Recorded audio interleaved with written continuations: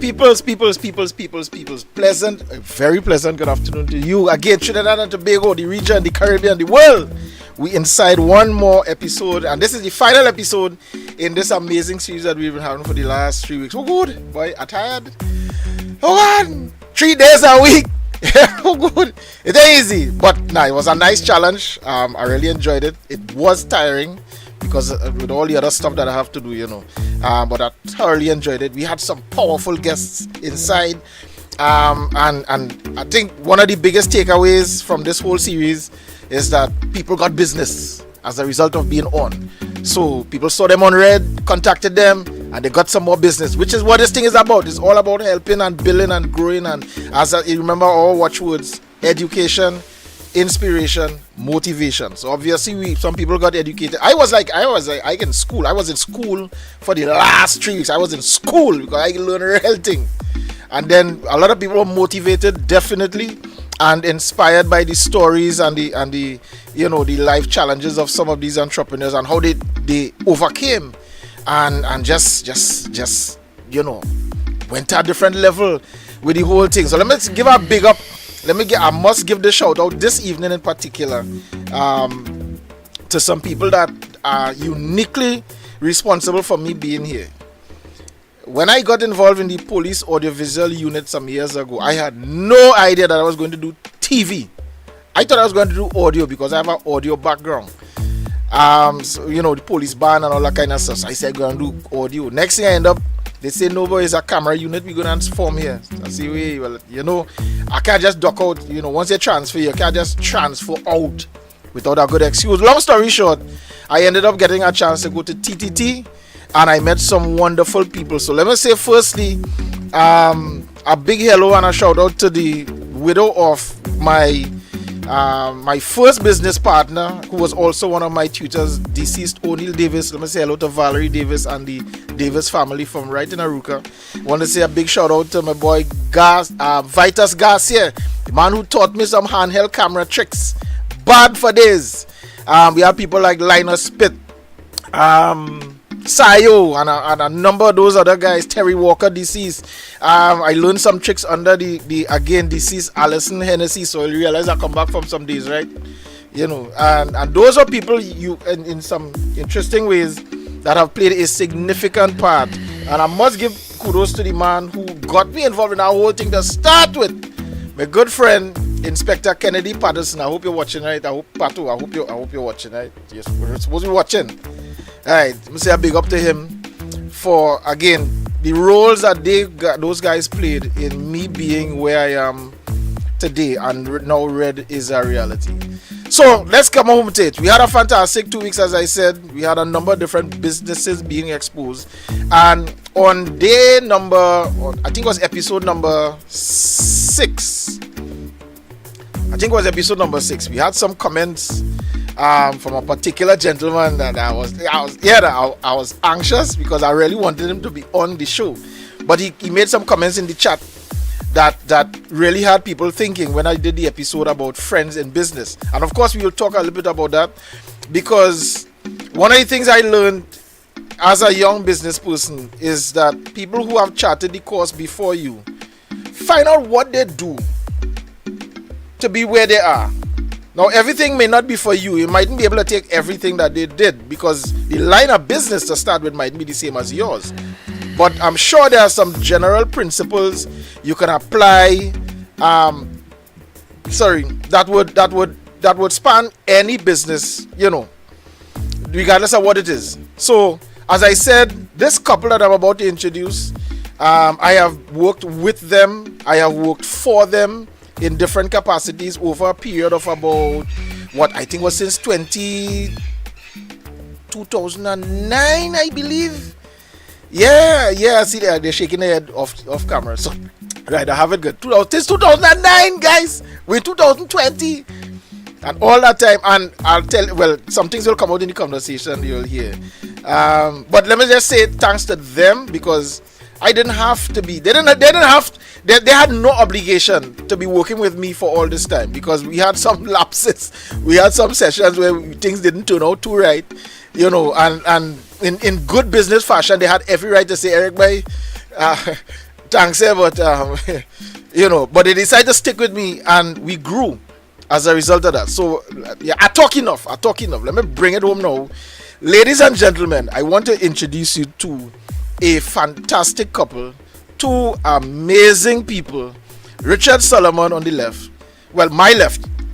Of course, they're right. They're right. So on our left as viewers, Richard Solomon and Shelly-Ann. Now they have a very interesting portfolio. I don't know if you could get into everything, but right now, for instance, Shelly is what we would call, what you would typically call a life coach. Because Shelly is doing some significant work globally, and this is the important thing. They are both global in their scope. So they're not only working with local people, right? But Shelly, we will touch on some of the previous stuff, but right now Shelly is doing a lot of work on Instagram, Facebook, literally coaching people with life skills and how to enhance themselves as men, as women, how to literally take yourself to a different level. And I mean, those are terms we hear ever so often, but it's only when you get into the program you really understand, yeah, boy, I could really climb. And Shelly is doing some marvelous work where that is concerned. Richard's company, Development Consulting Center Limited. And by the way, Richard has a bestseller on Amazon, the Signature Series, so go look for that. The Signature Service, sorry. Go look for that. He is involved in coaching big business. I'm talking about big business, big corporations globally. When my wife and I participated in a training program that is run by a school that Richard and Shelly runs, which is the PRVM Performing Arts Academy. At the time, it was Pinnacle of Ruby's Vocal Ministry. And my wife and I did the course. And part of the course was some team training that Richard did with us. And I always remember this term. He said his business is playing with adults. And I always remember that. Because he gets big people to play games. But all with a sense of learning how to work with each other, how to gel with each other, how to deal with conflict management and resolution. But it's designed as games. And that was so significant. That never left me. But ladies and gentlemen, I real talk there because I tell you this evening big. There's a lot of things you want to get out. Let me introduce and give them introductory word. Richard and Shelly. Who want to go first? Just say hello. Yeah. All right. I think your mic muted. Okay, it's my end. It was my end. Sorry. Go again. Are we on now? Are you hearing me? Right. That was on my end. Alright. Good evening, everyone. As I was saying previously, it's always a privilege and an honor to be asked to share my life's journey, my business journey, and also my journey with my husband, as not only husband and wife, but entrepreneurial family, to empower and to help others to elevate themselves in their own journey. So thank you so much for having me. Yeah, man. Hey, Medium. Good to be with you, Eric. Thanks for the invitation and good evening to all your viewers. I like to say that we are serial entrepreneurs. We've been involved in so many different types of entrepreneurial pursuits, and even now we've been adding new ones. So good to be here, and I'm happy to share whatever tips that we've learned along the way that may be able to support others. Yeah, man. Appreciate it. As I said, I have been looking forward to this day for quite a long while, because as I always tell people, even outside of this environment, I always tell people about the number of different things I learned from working with you guys and working under you guys in different capacities. But one of the things that stood out to me from very early was your business ethic, your discipline when it came to the business. What is the word I want to use? I want to be careful with the terms. You had a sense, well, not had, have. There's a sternness about you, because it's serious business at the end of the day, whatever it is. But at the same time, there's a nurturing aspect to it, so that you're not just gruffy for the sake of gruffy. If you have to be gruffy, like some people can be. You're not just hard and have the serious face just to say you have it. But outside of that, you can smile and you know, knock a chubby, you know, with the crew and get down and crack the joke like, you know, like regular folks. Let's get to your start. So, as Richard said, you all have been involved in a number of different types of entrepreneurial ventures. But before we got there, who is Richard Solomon? Who is Shelly-Ann? Where you come from? What is your background? Where you... Because you want to get this journey. You want to get this journey because what I want to do, because I want people to understand, and of very often, as there's a term we use, you see my glory, but you don't know my story. I mean, it's just very true. So we see people where they are, and we assume they were born with a gold spoon, or they had certain privileges from parents or grandparents, and very often that's not even the case. They came from literal nothing. So give us the journey. Who is Shelly? Who is Richard? Well, I'm a firstborn, and I grew up in a season where there was a recession, and my father was unceremoniously dismissed from his job, which changed the dynamics of our life as we were growing up. So I would like to say that we grew up in humble beginnings. Richard and I met very young, so I want to just keep it between us. So I just wanted people to know that we didn't have a golden spoon, no. We worked ourselves from the ground up. Of course, we had help and guidance along the way, but our story is really about moving from, I like to say, poverty to prosperity.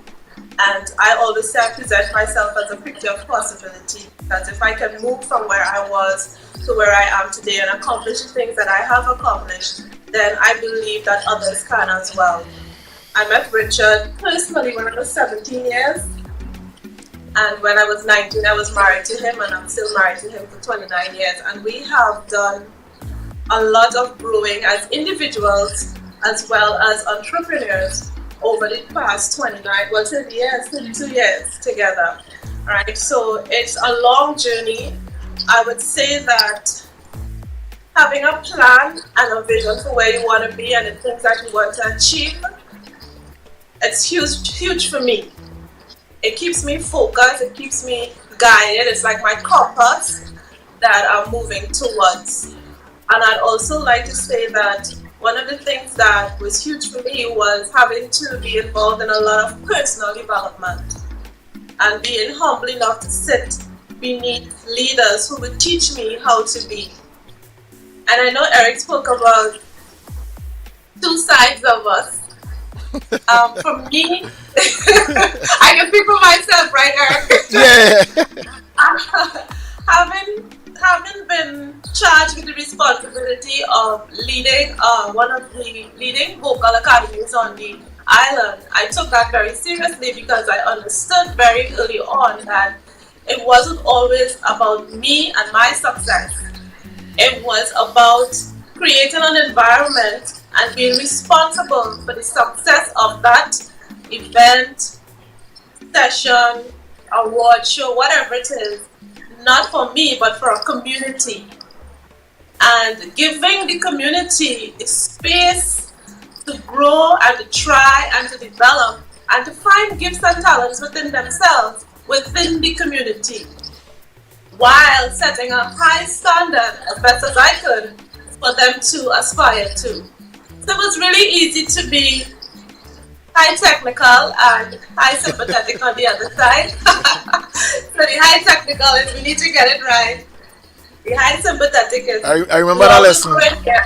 Yeah, we all will grow, we all will develop, and I will create a space for all of us to bloom.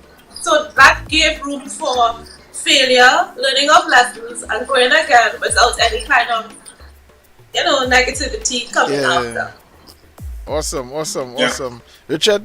I'll tackle that question a little bit differently, Eric. For me, you said, you asked where did we come from? Where did I come from? Yeah. I mean, my parents, I like to say neither of my parents went to high school. My mother didn't finish primary school.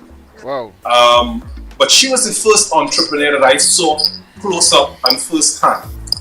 And I think that really influenced my life, because while she never did big business, certainly not on the scale that we have done, certainly not with the types of clients that we have over the last 30 years in different ways and in so many different countries. But she showed work ethic. I saw up close the discipline to work at what you were making or creating and to get it right.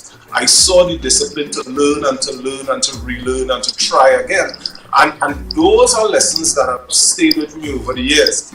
So I'll tell you a little secret now. It's going to be a secret that everybody will know. Sometimes people call and say, can you tell us about so and so? People ask a question and I go around and I go, is it me you're talking to? Because I always think that I'm still learning something, not so sure about this, doubting here, sharpening this there, never left school.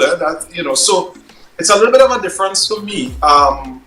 Unlike Shelly-Ann, I am not as steeped in planning, let's put it that way, as she is. Yeah. I tend to, I don't want to say go with the flow, but I make shorter term plans. And that has worked really well for me.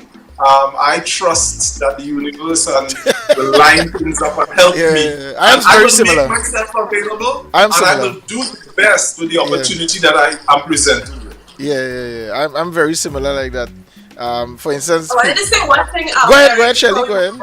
Mm-hmm. As we just spoke about his parents, I wanted persons to always. I always like to present this also to persons, is that one of the ways that I grew as an entrepreneur was really from observation.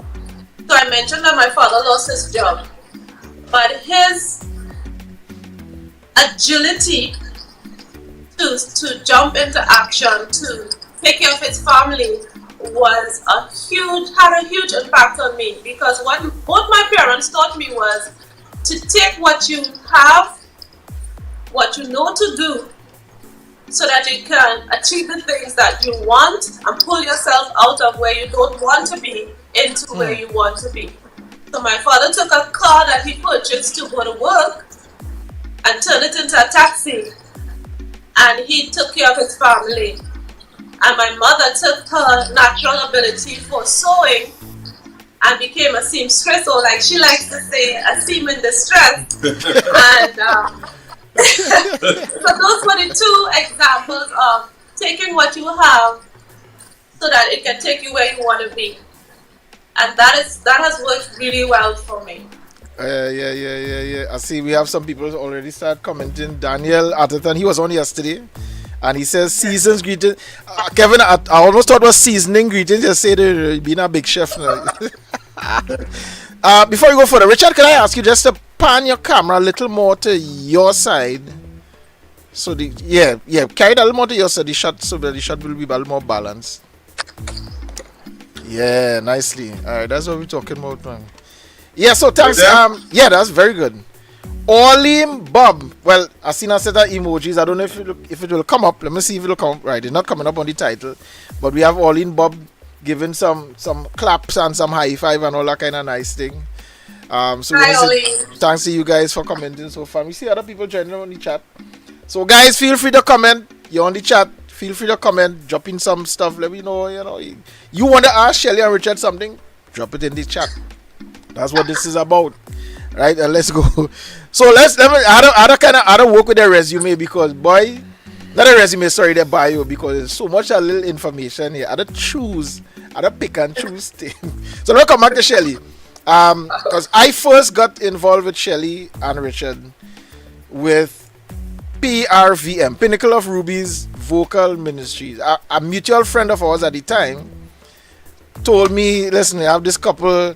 They have this thing, whatever, and they're looking for somebody to videotape the session. Had no idea the kind of people I was going to meet.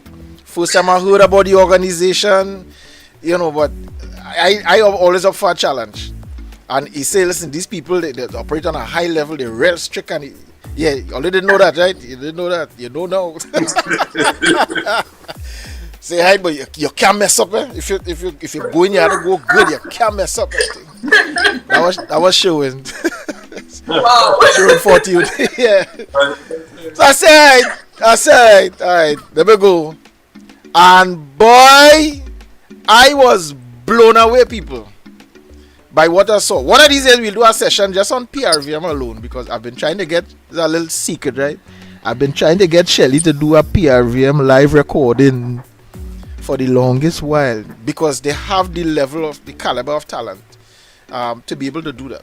You have people who write their own songs, who pass through PRVM. We have people like Sterling Roberts. We have people like Samuel Dyer. We have people like Ayana, Gordon Wallace, a number of other people who have passed through PRVM and gone on to be solo artists and have their own bands and all that kind of stuff. So, Ayana was more of a friend. That's a correction. Oh, okay. No problem. I'm taking that. All right. Like, Close association. She didn't pass. Donald Job, right? Correct, Donald Job. Again, yes, very, very proficient recording artists in their own right. Some of them have albums out, you know. But Shelly, PRVM, where I mean, you've told that story in other forums, but tell it on Red. We want to know where PRVM came from. Was that your first, for want of a better word, entrepreneurial venture? My individual, yes. Okay. Yes, this was one that was personal to me. Give us a little background into it. Well, I grew up in church. My father was a pastor for 25 years. So I grew up singing in church because I had to. Oh, God. We don't pastor's child. Yeah. Right? True. You just did what you were told, and that was it. So I grew up being placed on stage to sing, do worship, teach Sunday school. When my father had to go out and do revival crusades, I would be there with him with worship and so on. And I sang mostly with my sister, who migrated to London when we were teenagers. But I wasn't confident enough to sing on my own. So shortly after I got married, I decided that I won't be singing anymore. And but was it about like 4 years after? Yeah, could be about 4 years after I was in church, and a prophet came to this service, and she pointed me out, she called me out, and she prophesied to me that I would change lives, I would impact lives, and I would do it through singing. And of course leadership heard that, and they started creating opportunities. But I want to say this though, before I got that, while she was prophesying to me, I was like Lazarus. I was dead to that idea. So she was prophesying to someone who did not even see her potential, because I was very fearful. And I had low self-esteem at that time. So I was thinking to myself, why is she prophesying to me? Because if she knew me, she wouldn't tell me that I would be a leader. I will impact lives, because that meant I would have to speak to people. But my leadership, they started putting things in place, and then Richard supported me on the keyboard, and I would sing almost every Sunday for almost a year. And that developed my confidence as a singer, and I went back into worship and choir. But then I got conviction, and I said, okay, Lord, if I'm going to do this, then I want to do it to the best of my ability. And I started seeking out vocal coaching. But I found myself at a roadblock, a stumbling block, where I couldn't find someone to answer the how to. So if I asked how to do something, typically what would happen is they would sing it for me. Right.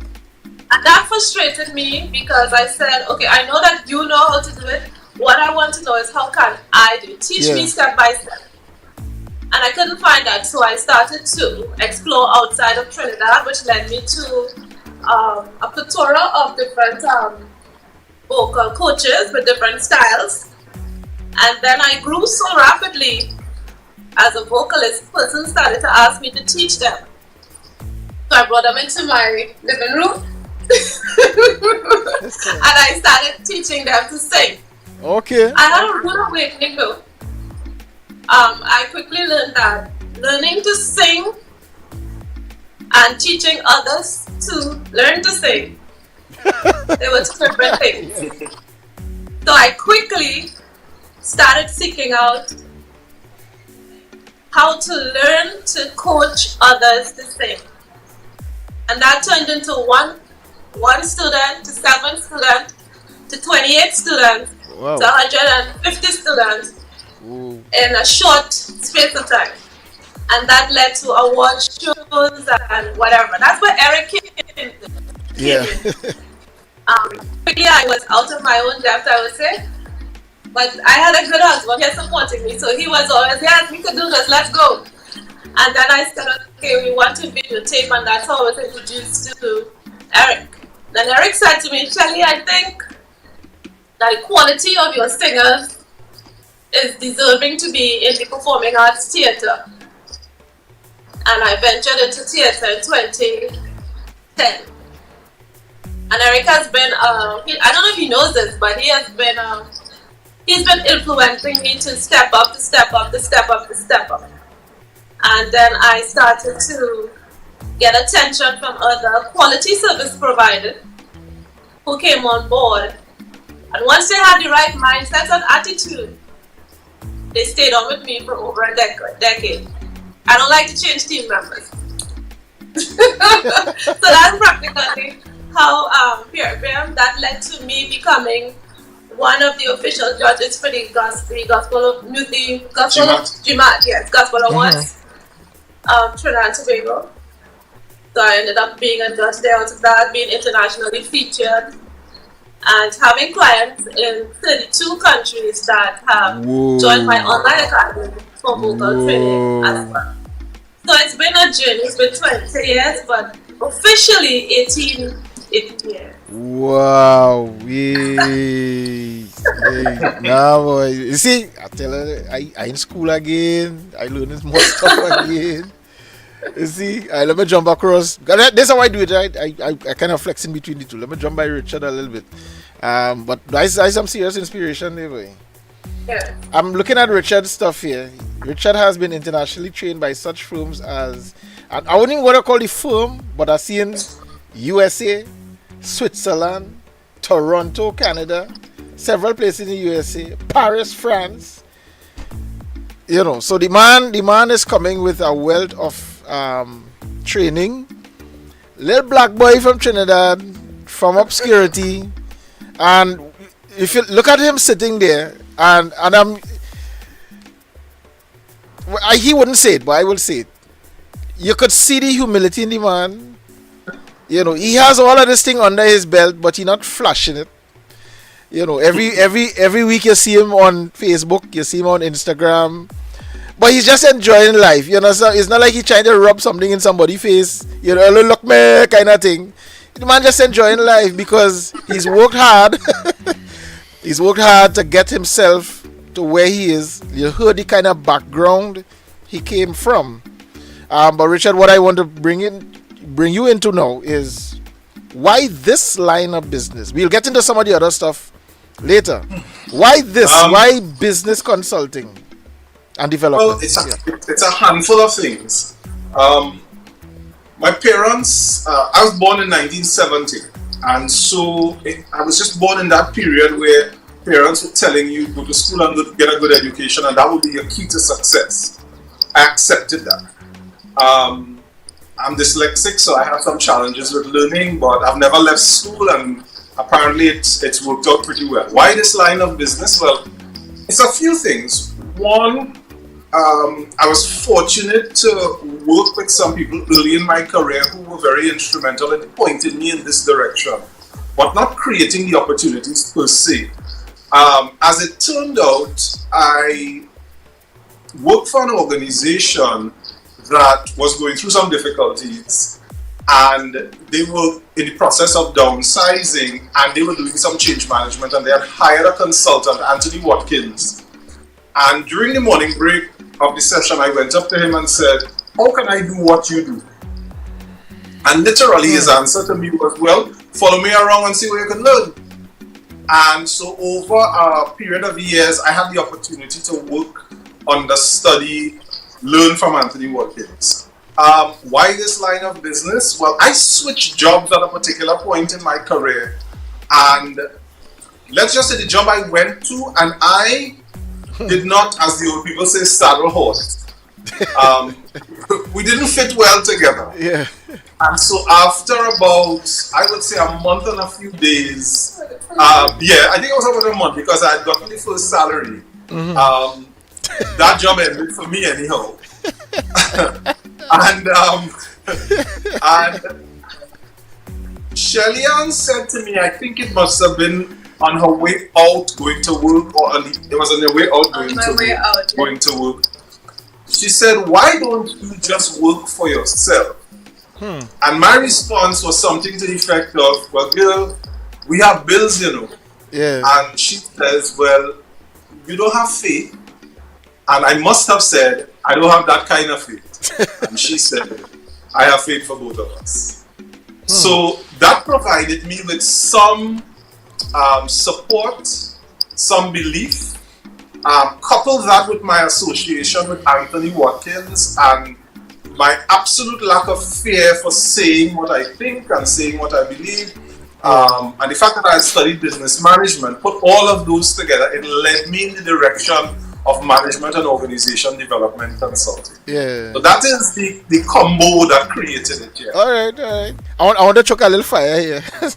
Go ahead. So she going to work, but telling you why you don't work for yourself? Correct, yes, absolutely. And it is one of the better pieces of advice I have received in my life. Yeah. It is one of the better pieces of advice, because I don't think it would have been practically possible for me to, now I can say I've worked with organizations in 42 countries. Wow. All right. Guyana is number 42. We just landed that and we're working with them. Nice. And 43 is quickly lined up behind. Yeah. I've worked with some of the largest companies in the world: 3M, Coca-Cola, PepsiCo, Vodafone, etc. And certainly most of the largest companies, whether it be banks, insurance companies, etc. in Trinidad and Tobago. I don't think any of that would have happened had I not gotten that advice. I mean, of course, I had to follow the advice. Yeah. But alright, yeah, man, I like that. So, but here's the next question now. Yeah. How difficult was it to make that switch, that mental shift quick? Well, remember, I was out of a job. Okay.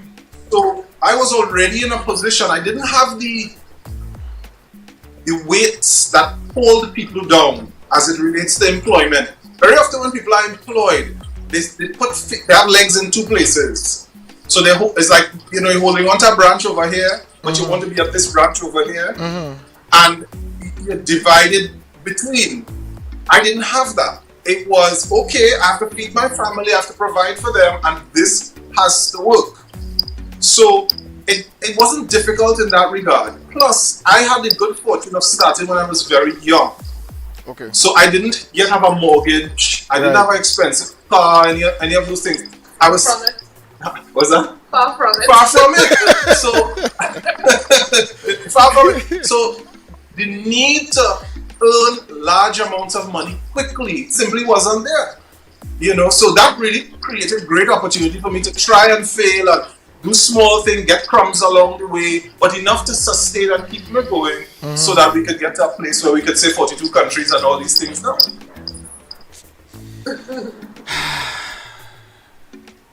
Look at it now. So how much countries under your belt now, Shelly, with your coaching? I have I didn't check this month, but Yeah. as of now, as far as I know, it's 28 countries. Yeah. Yes. Jeez and ages. Only from Trinidad, right? Yes. Yes, sir. Right. People only hearing that, right? These people from Trinidad, right? Only hearing what's going on, right? So the point about it is your income is not tied to Trinidad. And this is one of the lessons. Sorry? That's intentional. Yeah, no, I understand. But that's just the point. That is exactly the point I want people to understand. Yeah. There is scope, but you have to make the effort to go after it. You don't just fall in your lap. Richard decided to take your advice. Go ahead, Richard. Go ahead. No, I want to say something on that. When you grow up on an island of 1.2 or 3 million people, you see the world as being a small place, and you see yourself as being tiny. Gulliver and Lilliput. But the truth is that when you grow up on an island, it takes a whole lot more to succeed here. Yes. You know, because we were talking about this just yesterday.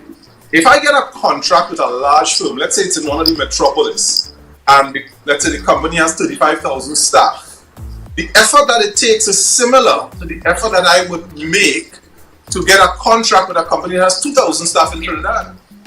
The point I'm making is that think about the size of the contract for a big company in the metropolis, 5 times bigger.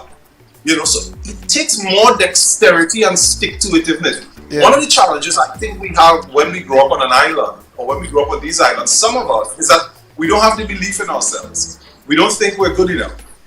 You know, I know that nothing can be further from the truth. Yeah. Yeah. Because I'm looking at Shelly's bio, the possibility coach, and it falls in line with exactly what you're saying. Because again, having grown up here, seeing things, it really takes something from you extra to look out there and realize, things are possible. So Shelly, tell us more. I like this, the possibility coach. Tell us about that. That seems so big. I've seen so much of possibilities inside there. But what was in your mind with this? Actually, I was born in Miami International Airport, coming from a Christmas vacation, and I was just simply scrolling through Facebook, and I started to see a trend of persons saying that they were not accomplishing their goals, and they were frustrated by that. And then I wondered, well, why aren't they winning? And I just saw influence in your circle of influence. Yeah. And then I saw myself as possibility. I started to look at what could I do to move from point A to point wherever I was at that time. And then I said, well, there's possibility. And I got home. On that very August, I started a Facebook group. No, it was a summer vacation. Summer. Yeah. Okay. At that very August, I came home and I started a Facebook group. It was called Ready, Set, Goal. And then it just went from that to the Picture of Possibility Tribe, where I have women from 13 countries that come in there to be mentored and coached with regards to personal development and online business. And I learned the online business space as a result of building an online academy for PRB and Performing Arts Academy. So that's why I got the knowledge and the experience with online business. Yeah, short links and all them kind of thing. Buffet me. So here's what I want to get into. You came from point A. You've worked hard, both of you. You've gotten yourself to this point. I want to know what are some of the more memorable challenges that you all would have faced. Because I know the road wasn't easy to get to this point. Just tell us probably a couple things that you could remember that, who knows, possibly could have literally railroaded the whole vision, you know, but you decided to stick with it. Could you remember a couple of those moments? In 2016, well, I'm a Christian woman, so I have to talk about God, right? I hope that's okay. Yeah, of course, man. Hey, so in 2016, I got a vision, and I got a word from God saying that something is happening, a shift is taking place. And he gave me instructions, and if I didn't move, then Pilgrim would die. And that's when I got the word from the Lord that we should move out of just our island and spread ourselves globally to secure financial security. Yeah. But during that time, it required an entire revamping of my business model, my mindset, my training, and I practically had to invest most of what I acquired over all the years in business in training. So you practically depleted your bank account to learn so that you can be ready for the next season. Yeah. And shortly after doing that, the economic climate changed and income dropped. Okay. And interest in soft skills and vocal training reduced, and there were like 100 more other vocal coaches now on the playing field. So it was either fight harder, shift your business model again, or die. So that was a scary time for me. Yeah. But you always have to look at what the Bible says, that God wants to give us exceedingly, abundantly, and far above what our minds can conceive to even ask Him. Yep. So if I saw success in my mind, it meant that God wanted to give me more than that, which meant what I conceived wasn't already attainable. So I just needed to stick with it, put the work with the faith, cry on Richard's shoulder, and keep moving one step at a time. So that, I would say, was a scary time. Okay. Hold on, Richie. Before you answer, I just want to say some quick hellos. We have some people commenting on the chat. Patrice James is saying she came in late, but this is one that she can't miss. And you know, Patrice is the sister of Patrilla and Patricia Ryan, who, well, formerly Ryan. Patrilla is now, what's Patrilla's name? She's married. I can't remember this surname now. Tangwell, I think. Tangwell, that's it. Patrilla Tangwell. But they're still doing some fantastic stuff. Yeah. Excellent vocalists. We have Regina D. Mahabir. Good evening to the hosts, Coach Shelly and Mr. Dr. Richard. And listening audience. I'm so proud of you guys, and I'm so honored and blessed. Yeah, man, good people indeed. And we have people like Yara J, Sanita Durga, and Sanita made this comment earlier, which I posted, but I'll just run it again. PRVM is not a vocal school; it is a life school. You learn how. Yeah, no, and seriously, because that's one of the first. After going through the first class, I say, nah, this is more than just about singing. You literally learn life lessons, and when you see some of the things that Richard did with the class, teaching you how to, there's things that you could even apply in your own house, just working with your family to keep family relations better among siblings and parent to child, all that kind of real basic practical stuff. And that's what I like with them. So Richard, over to you. Yeah, let me just say, was it Regina? Regina, you'll have to wait maybe another year and a half for the doctor. So I'm working on it right now. Nice, man. Yeah, you know, unlike Shelly-Ann, I don't think I could point out a specific time. There have been low points. And I remember one time sitting waiting for a check. I had done a piece of work for a client. And I don't remember how much the check was, but whatever it was a lot at that time, and I needed it. And so they told me it would be ready on a particular day, and I went and I sat, and it wasn't ready.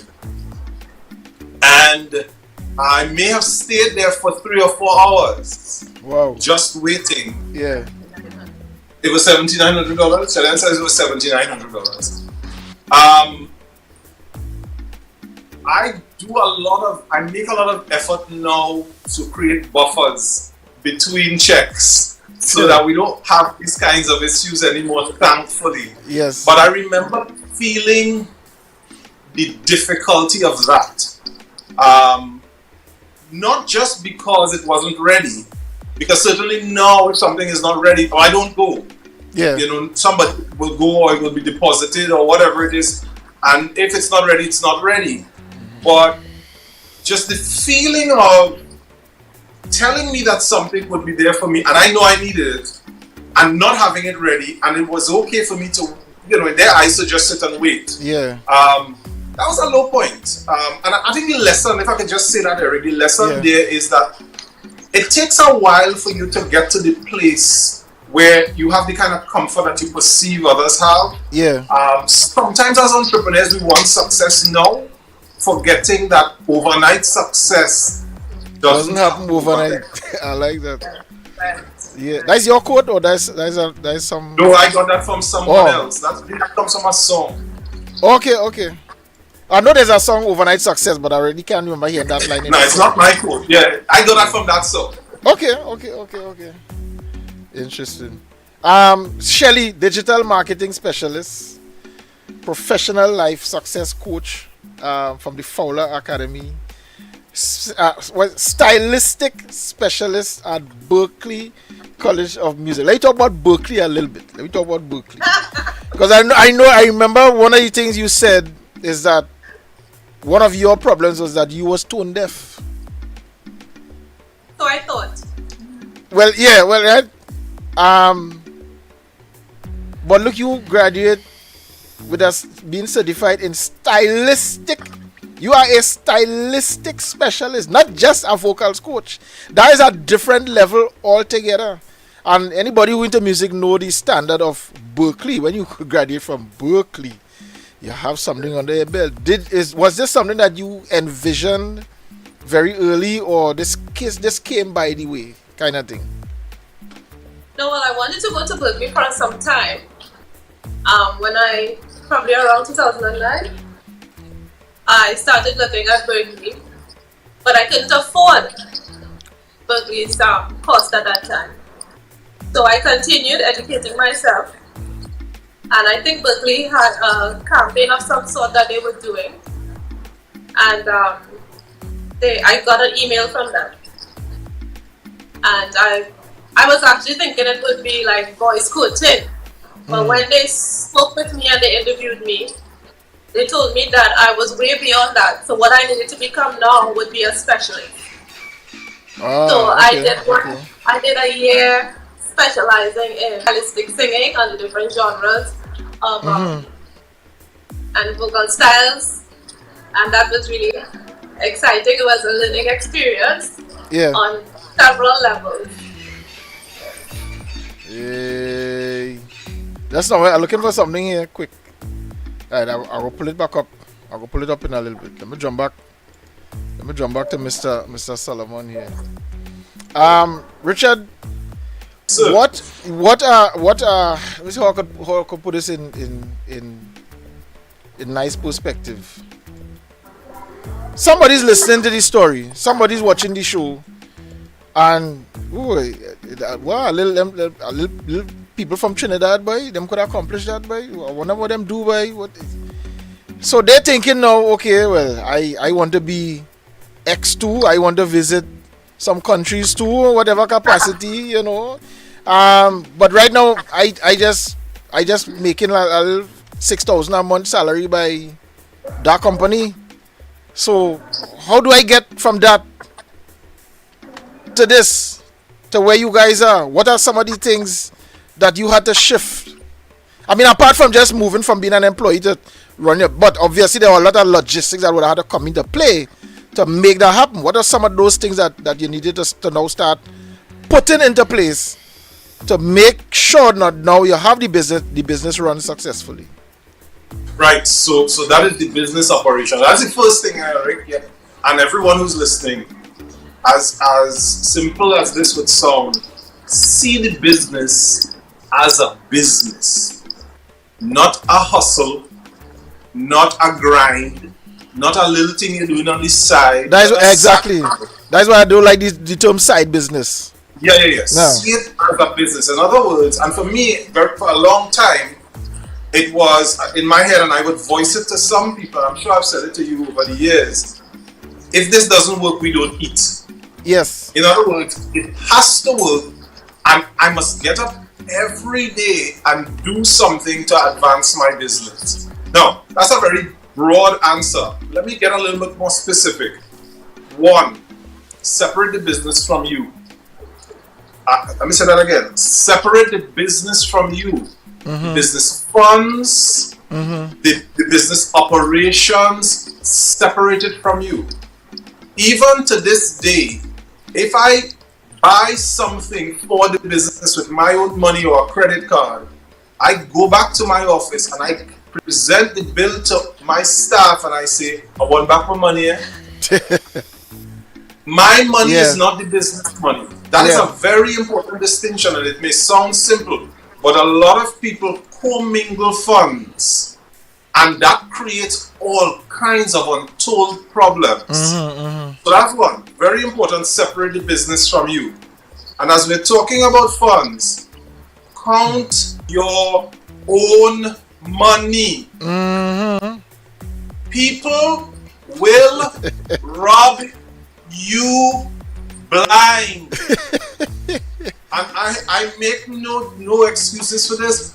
I no apologies. I count my money. I know where every cent is going. As an entrepreneur, you need to do that. Many entrepreneurs are very good at the technical elements of the business, whatever it is. They can make things, they can teach people to sing, they can do management consulting, they're good speakers, all that stuff. But the business side is annoying to them, they don't like it, and so on and so on. And then they fail, not because they're not good at it, but they don't pay attention to it. And that is something that is, you cannot trade that in. Many people's businesses fail because they don't count their money. I just wanted to just add just a little to that. I'm a perfect example of the good and the bad side of that. There was a time I wouldn't check my money. I would just credit away everything. And I had a come to Jesus meeting with Luan Williams, Richard, and Sharon Lohi. Yes. And they had a meeting with me and they said, okay, you stop handling, and Ravi Raghunatha from CTS College.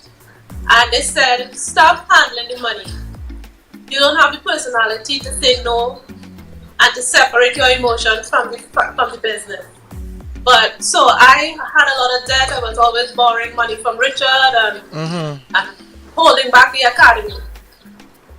When I started accounting for all my money, registered my business, put accounts in place, and separated my emotions from the business side of it, that's when PRBM Performing Arts Academy made quantum leaps and was able to put us close to the value of $150,000 and not be in debt. Nice. Versus putting off a show for $3,000 and being in debt. Yeah.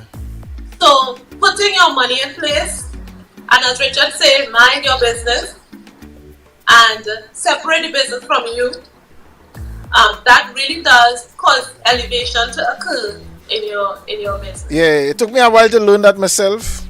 Still fine tuning that, but that is a very, very valid point and a very important lesson. Again, we have some comments coming in.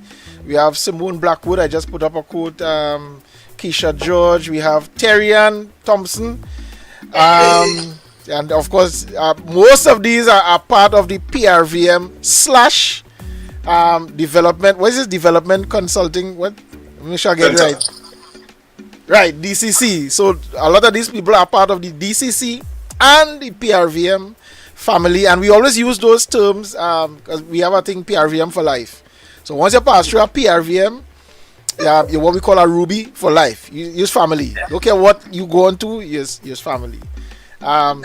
So Terry-Ann, so much to share, so much from this couple, Mr. and Mrs. Solomon have so much to share. Thanks for giving back.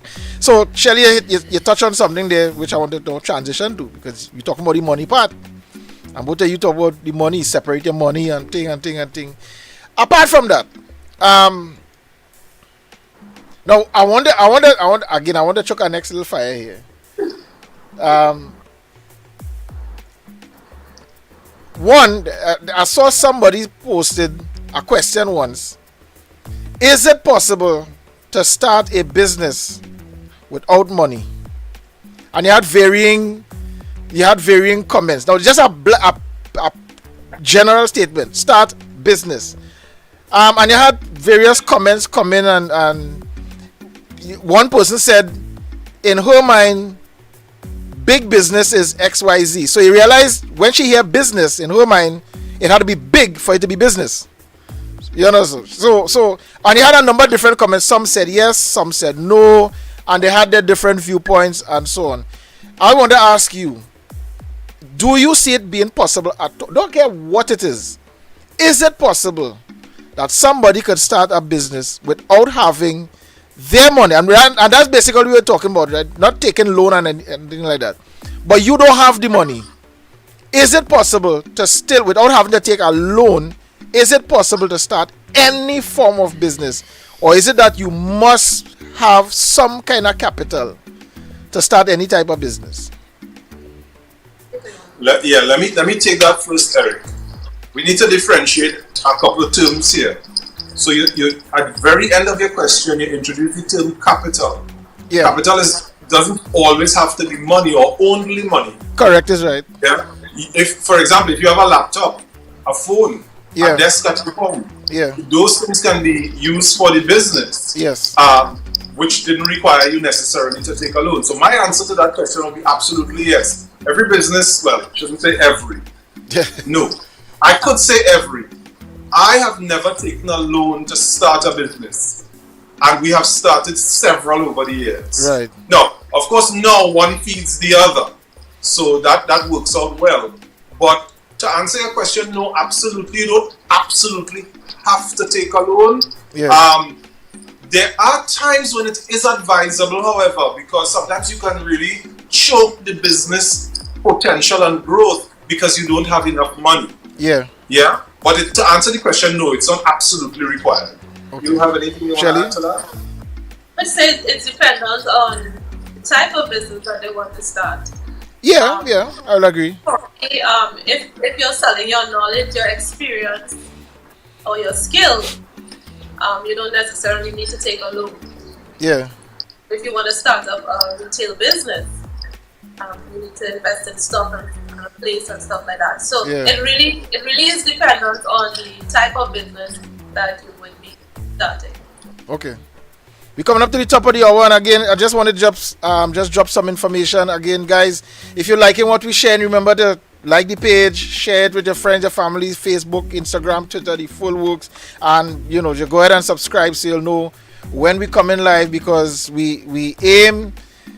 This is just a special 9-part series we're doing 3 days a week for 3 weeks, but from next week we're going back to a regular scheduled program, which is every Tuesday 5 p.m. And honestly, I ain't sure if I'm doing this 3 days a week thing again. Oh gosh, it was fun, but I really wanted to challenge myself to see what's possible, and it wasn't bad. There are a lot of things that I wanted to do that I could not do because of time, but that's how it is sometimes in business. So let's get back to the conversation. So you heard it, guys. You don't absolutely have to have you had to take loan and all that kind of stuff. There's a lot of things you could do. Right where you're living, for instance, you have a mango tree in your backyard. You know that business right there? A mango tree business. You didn't have to buy fertilizer because the tree that's just bent. All you have to do is start picking and start making money.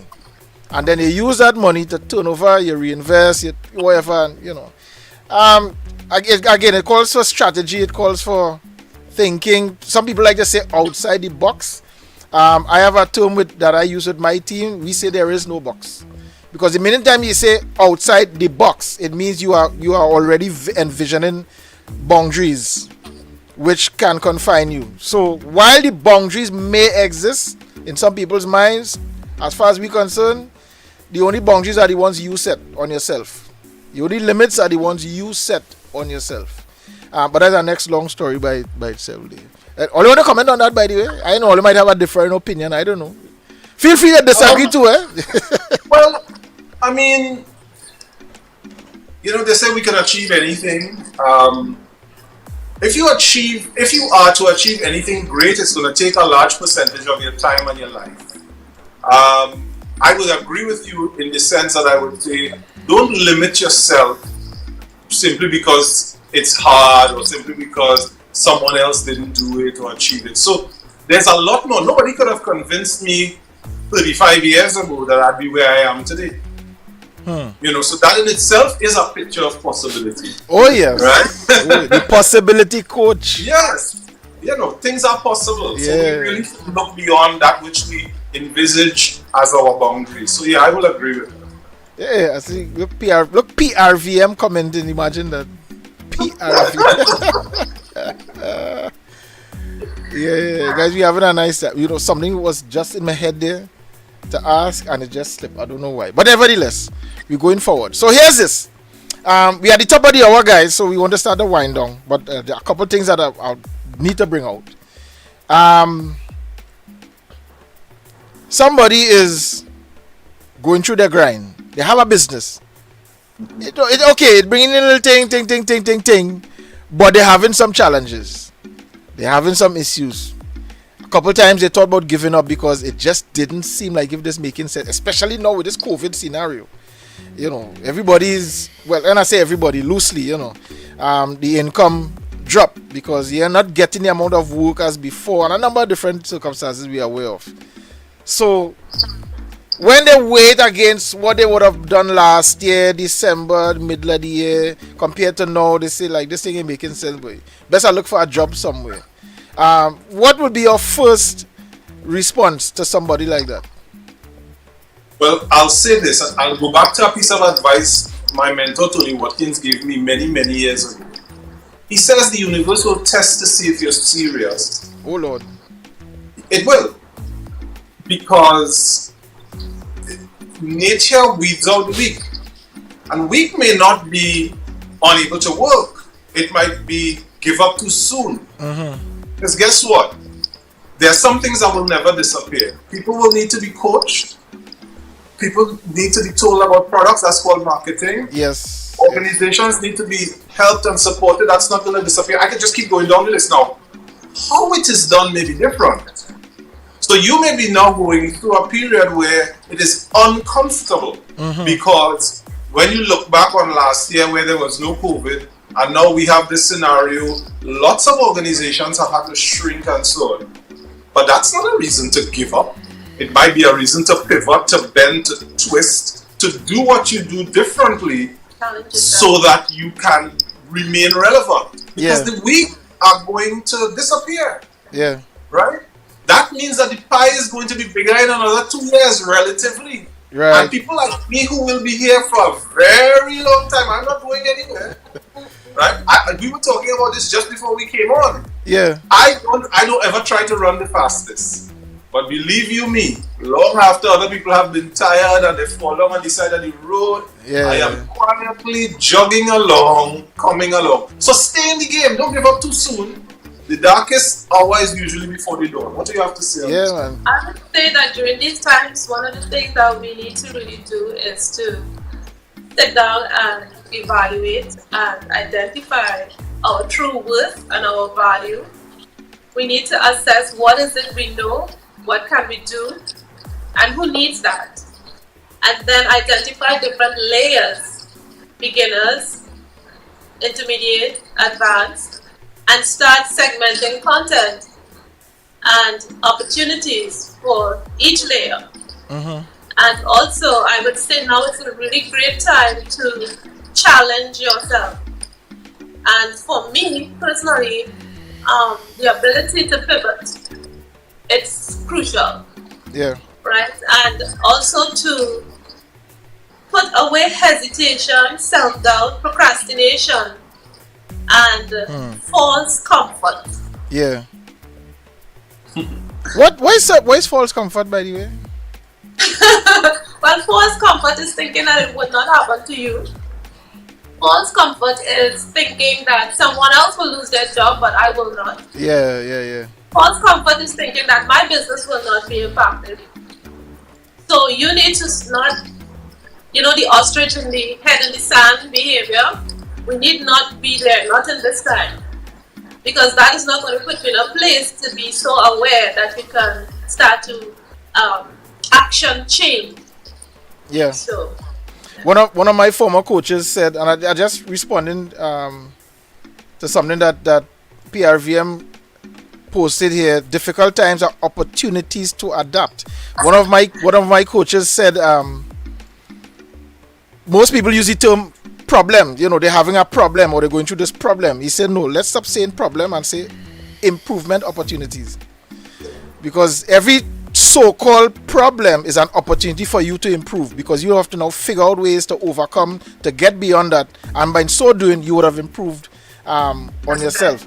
So again, Patrice James, I like that when things get tough, it's not a reason to give up, might be a reason to pivot. Pivot, swing it wrong and go again. So let me bring some family into this a little bit, because I know you guys have two wonderful young ladies, very energetic, very smart, very powerful, very multi-talented themselves. How involved are they in your various businesses? They are very involved in my businesses. Cherise in particular, she's now officially the administrative director of my businesses, and she's also a personal assistant to me. For me, I am building legacy, so my children have to know from the ground up what it requires to build a business. That has some good and some bad sides, because you are now not only a parent to them, but you are what? A manager, a boss, a mentor, a coach. You are the good guy, the bad guy. Yeah, and that could have some serious dynamics. Yes, the dynamics are, but they are way ahead of the average person with regards to futuristic success.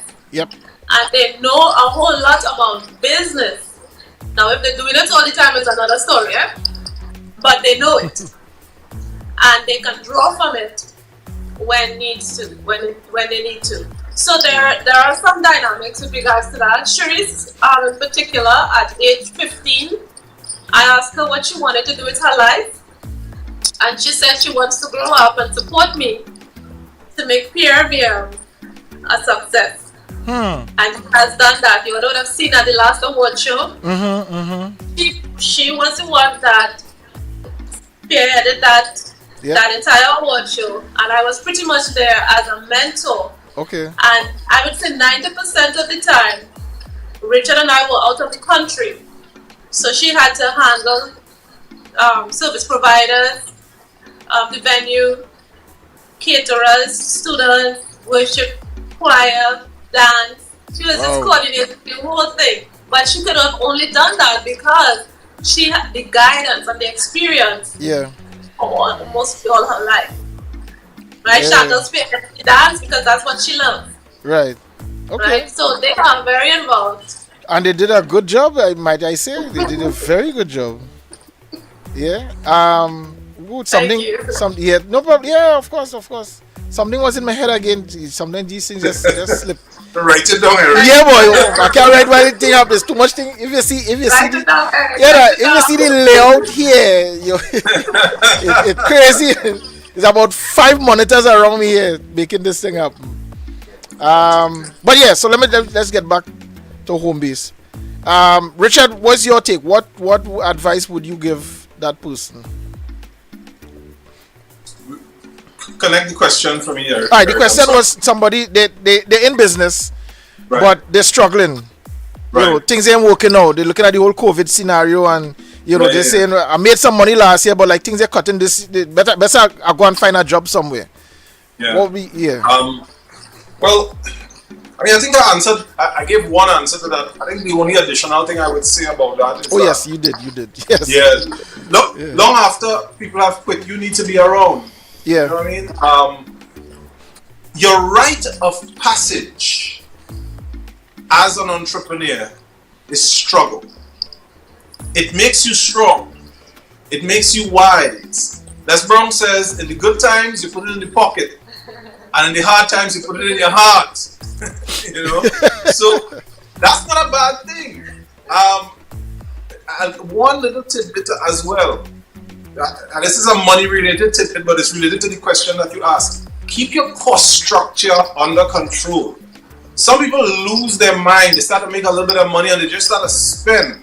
And you inflate the cost structure, and then when you have a trough, which will come, because that's the way the world goes, peaks and troughs. So when they have a trough, they can't survive because they've inflated so high up in the peak time. Now, I'm not saying you shouldn't enjoy and live a little and stretch your wings a little bit, but be careful of how much cost you pad on, because you have to carry that cost in good and bad times. So I've always lived within my means, always. Yeah. We have always lived within our means.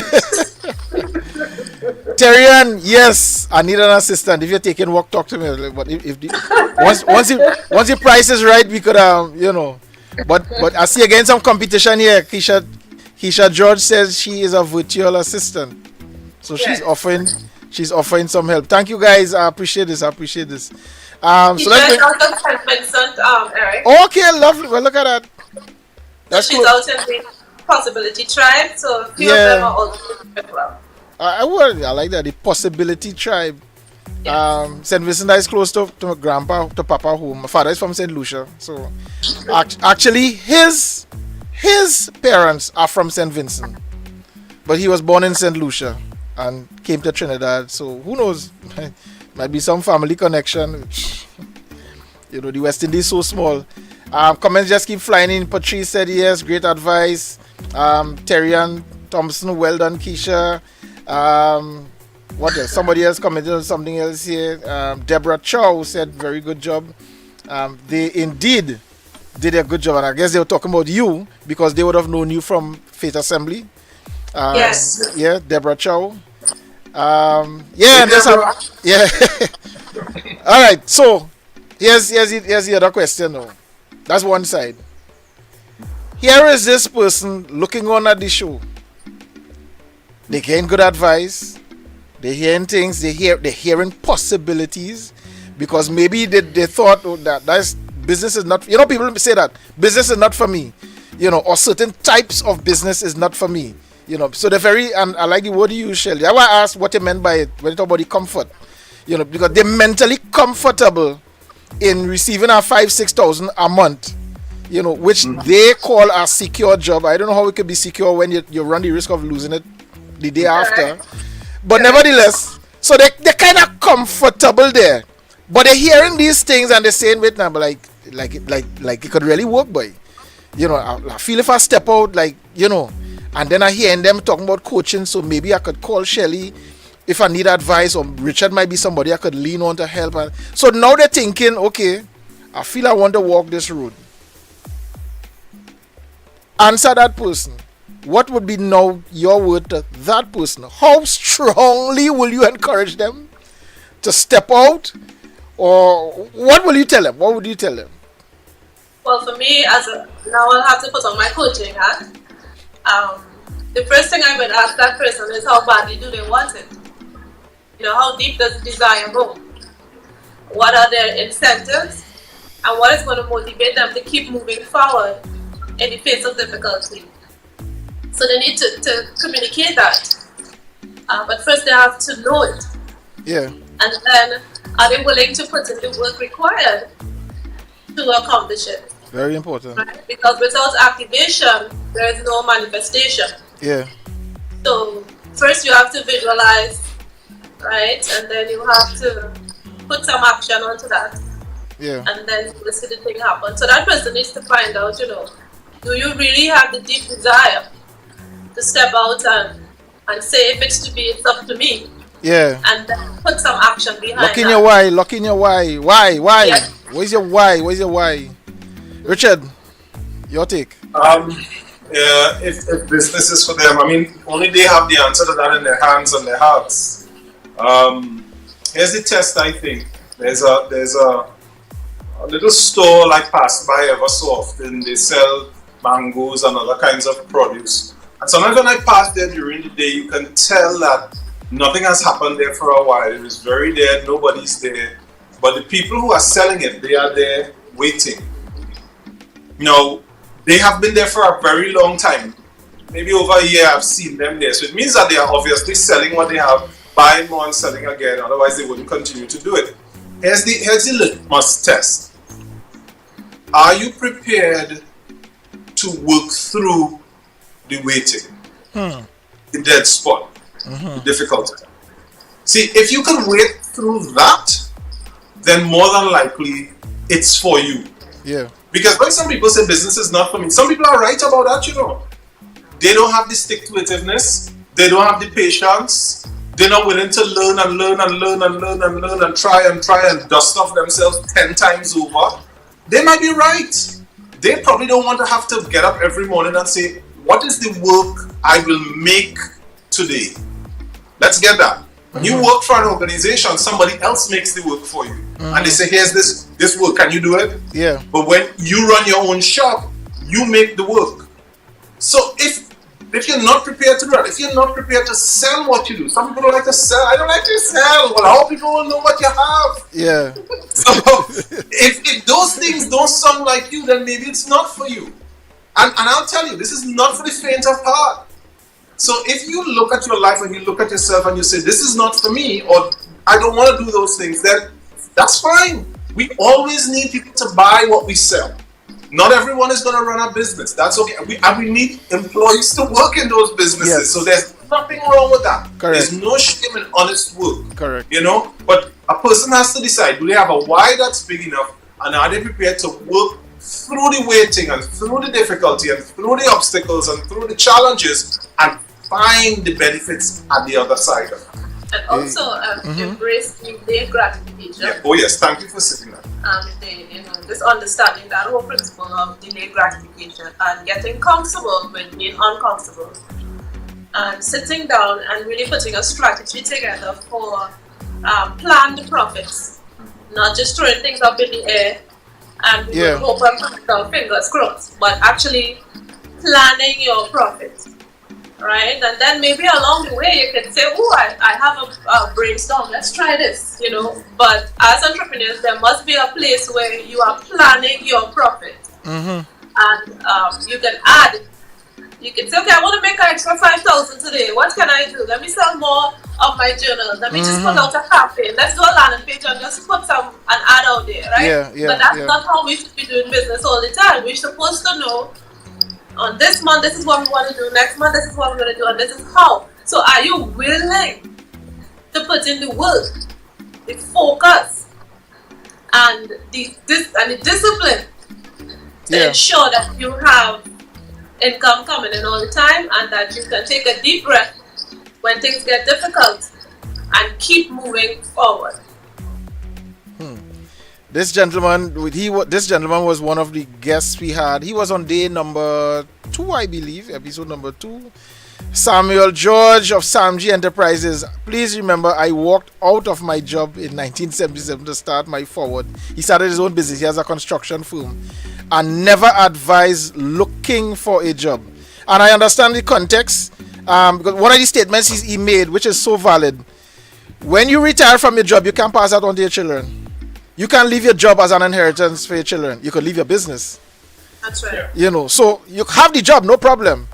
But at least try to establish some form of business. And I totally agree with that you can pass on to your children. And we have a couple comments here. I just want to pull them up quick. Terry-Ann says, delayed gratification. Embrace it. That's what we talk. Oh, somebody said that. She enjoyed that. Keisha again. Do you have the why big enough? That's what we're talking about. Terry again, real value in this conversation. Again, thank you guys. Patrice said, guys, all the preaching. And of course, this is very relevant because we know the kind of background, the kind of solid spiritual background that both Richard and Shelly has. So, guys, just hold the line. Let me just drop a couple things here before we close up. We can come back to one last question. I want to get your final words of advice to entrepreneurs, but just before we do that, just want to encourage you guys again, please support us. We're grateful for the support we're getting so far, but remember to share the page, share the channel, let people know what's happening. Red is all about helping and helping to grow, helping to push. Yesterday I made a very bold statement after what I saw. I have decided to dedicate Red primarily to helping to push local business all across the board. Of course, I'm very particular because I have my own value system, being a Christian myself. There are certain things I would not get into, just saying that, for what it's worth.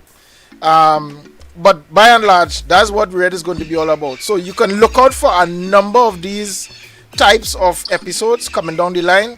And I'm pretty sure we can get Shelly and Richard back for another session because there are a lot of stuff based on their bios that I couldn't go into. I kind of handpick a few things just to bring some points across. But let me just bring them back for a little final tweak. So guys, your final words. What, just off the top of your head, some last bit of nugget you want to leave with people where entrepreneurship is concerned?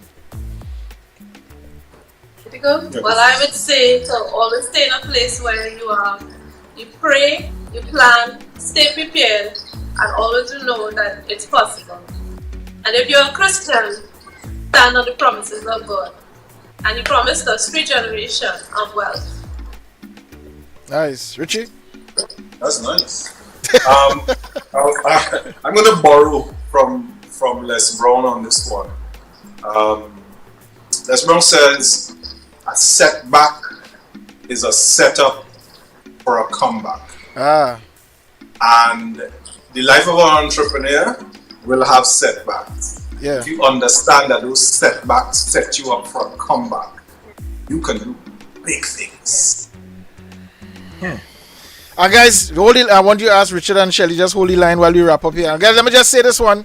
And some of you may disagree with some of these things, and we have no problem with that. And this is what makes for good dynamics, because I remember one of my former pastors, his mom told him, she said, if somebody tells you to do something a particular way and you know to do it differently, don't argue with them. You have just learned a second way to do something. They still only know one. So rather than fight it, receive it. And somebody else come and tell a different way, don't fight them. Well, this is how I learn it. No, okay. Now you learn 3 ways to do something. They still only know one. Guess who have the advantage? I just want to leave with this quote. Another one of our guests, Mark Mohammed, said this, and this was very interesting. Never even thought of it this way. He said, retirement is not about age. It's about money. Retirement is not about age. It is about money. And with that, I want to leave it there and wrap it up. I want to say thanks again to all our guests, of our audience, for joining in. Those of you who would have contributed via the chat. I see people still signing in and still making quotes and that kind of thing, but that is good. And we definitely want to thank Shelly and Richard for gracing us with their presence this evening and us having a fantastic, I go and pull all kind of little clips from this and just post in my little 30 seconds and my little 1 minute on my IG and all that kind of thing, and just to nice it up, right? Because they really drop some significant value. So that's it. This is where we hang out every Tuesday, 5 p.m. And this is where I sign off for this evening. Looking out for you next week, Tuesday on